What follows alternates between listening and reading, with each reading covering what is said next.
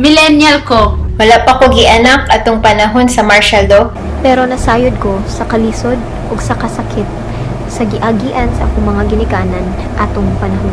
Ko ganahan og leader who will make it happen again. Dili ko ganahan og leader nga akong ikaulaw. Dili ko sa mga ka-support sa mga corrupt officials, dili ko ganahan og leader who talks about peace but decide it's war. Selfish and is not willing to accept his or her mistakes. Ko gusto og leader nga gapangawat, walay respetar sa kasunod sa tao. Unsa din yung leader ang gusto sa mga millennials? Gusto na kong leader na may konkretong plano para sa atong nasod. Ang akong gusto sa isa ka leader o presidente kay respetado. Ang gusto na ko nga presidente nga naay manasakit sa atong mga kabos. Gusto ko og leader nga naay integridad. Leader nga maminaw ug pasabot sa atong kahimtang ug kalisod dinhi sa Visayas ug Mindanao. Leader nga mulihok ug makapalihog sa katawhan. Partners ba? Aron gahiusa ug katinabangay ang tanan sa pagsulbad sa mga problema sa atong nasod. Gusto kog leader nga kabaw, maminaw, musabot ug mo respetar sa mga lain-laing pagtuo. Si Mar Rojas, akong presidente. Si Lenny akong vice-presidente ug si Mar akong presidente. Si Mar ang mupadayon sa nasugdan sa daang matuwid. Planado, transparent ug trusted. Believe ko ni Mar kay knowledgeable siya.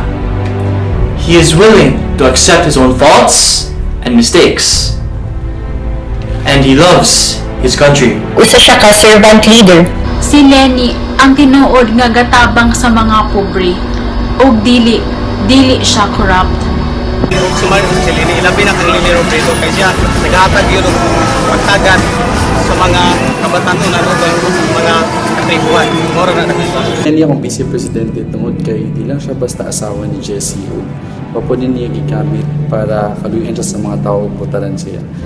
Na-prove naman po niya yung self as a public servant when she was still working sa NGO or when she was still a PAO lawyer. What I particularly like about her po kay kanang dili siya gapadala sa iyang partido. She has her own stand sa mga issues ug kanang gina-point out niya sa administration kung sa mga sayop o the things that we need to improve on. Ako akong pagsalig kanila, kagiuna nila ang nasod kaysa sa ilang kaugalingon o maagi sa pagdasig sa mga ordinaryo nga tao ug mga kabos. Ang continuity, di buot pasabot status quo. Matud pa kang Lenny, kung naay sayo, isakto. Kung naay kuwang, ayuhon. Kung naay maayo, ipadayon. Dako ang akong pagsalig nila. Naay kahong sa atong boto. Nganong mupili pa man taog lain kung sigurado na sa Roro?